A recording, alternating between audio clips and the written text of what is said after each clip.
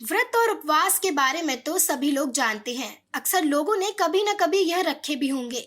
इस्लाम धर्म में भी पूरे महीने रोजे रखे जाते हैं, चाहे उपवास हो या रोजा। दिन में एक बार फलाहर या सहरी अफ्तार उसमें किया ही जाता है।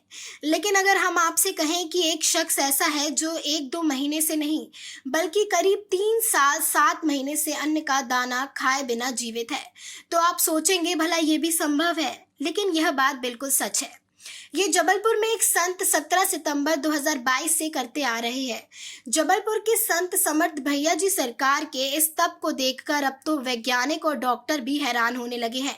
भैया जी सरकार के आग्रह पर सरकार ने डॉक्टर्स की एक पूरी टीम गठित की है, जो इस संत पर रिसर्च कर उनके द्वारा की जा रही तपस्या को प्रमाणित करेगी।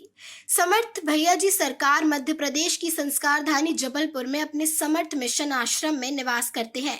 वह 7 अक्टूबर 2020 से महाव्रत करते आ रहे हैं और इसमें वो दिन में कई बार सिर्फ नर्मदा जल ही पीते हैं। अब सवाल यह है कि क्या नर्मदा जल में इतनी शक्ति है कि सिर्फ उसे ही पीकर कोई इतने लंबे समय जीवित रह सकता है? दरअसल समर्थ भैया जी सरकार सिर्फ नर्मदा जल पीकर 1300 से ज्यादा दिनों से सिर्फ जिंदा ही नहीं बल्कि शारीरिक और मानसिक रूप से सक्रिय भी हैं।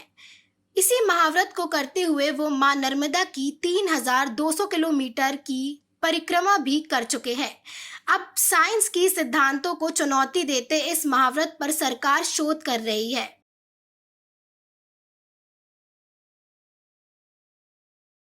नहीं, कोई चुनौती नहीं है, चुनौती वाली बात ही नहीं है। दादा गुरु महाराज ने खुद ने ये बात कही थी कि वो नर्मदा का रोजाना दर्शन करते हैं। करीब 25 किलोमीटर वो चलते हैं और नर्मदा के जल पे वो निर्भर करते हैं और वायु से ऊर्जा प्राप्त करते हैं। तो उन्होंने ये रिकमेंडेशन सरकार से खुद की थी कि भाई मेरे ऊपर एक शोध होना चाहिए, ताकि लोगों को ये आइडिया लगे कि प्रकृति में, वायु में, नर्मदा नदी के जल में कितनी शक्ति है कि उसके माध्यम से भी लोग जो है स्वस्थ रह सकते हैं और ऊर्जा प्राप्त कर सकते हैं। इसीलिए 7 दिन का समय उन्होंने दिया है। 7 दिन तक वो करीब 25 किलोमीटर की पदयात्रा करेंगे और रोजाना नर्मदा का जल ही वो पिएंगे।